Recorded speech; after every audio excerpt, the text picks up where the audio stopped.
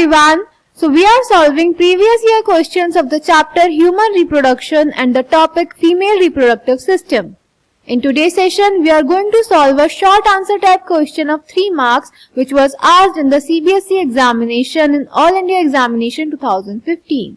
So the question is, the diagram above shows a part of the human female reproductive system.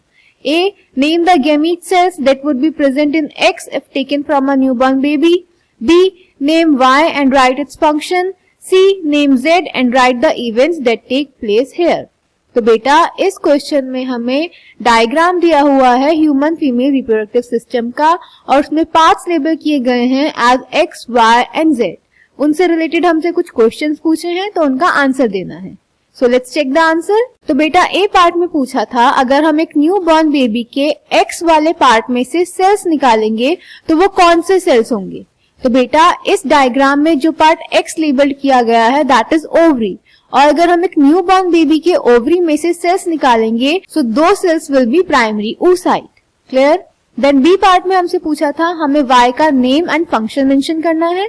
तो Y है बेटा fimbriae और इनका काम होता है ओव्यूलेशन के बाद ओवम को कलेक्ट करना. So B fimbriae, the fimbriae help in collection of the ovum after ovulation. और सी पार्ट में हमसे पूछा था हमें जेड का नाम और वो इवेंट बताना था जो जेड में होगा. So the Z is ampullary isthmic junction और यहाँ पे होता है फर्टिलाइजेशन.